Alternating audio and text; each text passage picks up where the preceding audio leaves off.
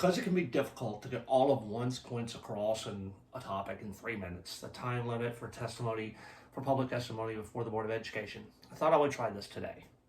Board chair, board members, superintendent, members of the community, good afternoon. My name is Scott Ewart. I live in the Gamber area of Carroll County, and as many of you know, I operate the Carroll County Observer online news service here in the county. I'm here to talk about the current public participation at board meeting policy. The previous board chose to limit participation in meetings with the current policy that was approved back in November of 2022. Let's review some of the highlights of that policy. Noted in the policy statement, parents, members of the community can only sign up the day before a meeting and must register online or call the communications office or drop off a hard copy request in person. Now, look, this doesn't seem very inviting for public participation. Plus, under Section 5 guidelines, Part 2, statements should relate to an agenda item for that evening or be a greater policy-related topic. I'm paraphrasing for time. The policy also limits public participation to 15 people. The 15, I get it, but let's do it right. You, the board, are doing this, we assume and have been told, so that meetings don't go till midnight or 2 a.m. Of course, I'm just making up times here. Let's say what I'm saying is generally true. It seems fair, and I have no issue with that this evening. But here's the compromise I propose to you. Let public comments happen in person, even to those that sign up in person. Now, I would say prioritize the first 15 that sign up online, call in, or drop off a request to sign up, as in the current policy. I understand that, but if you don't have 15 residents to show up, allow those that show up in person to submit testimony requests and allow them to testify while keeping your limit to 15 participants.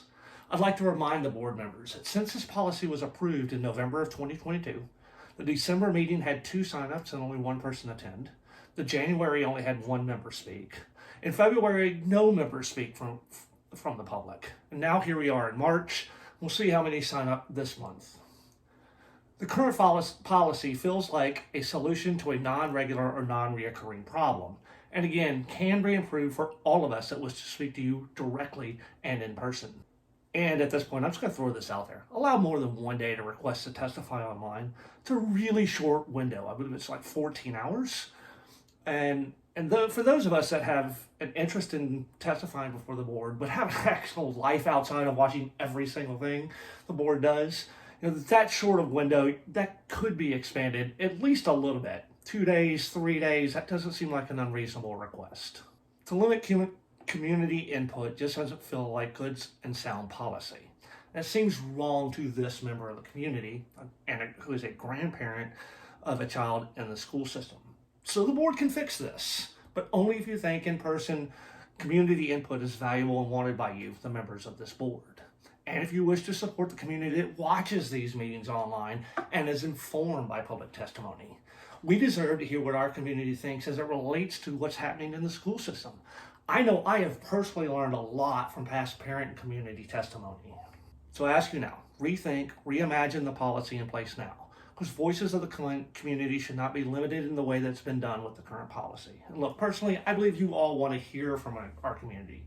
So let our community have more options to address the board and to the community at large. So I ask you to change the current policy and make this a little better than what it is today.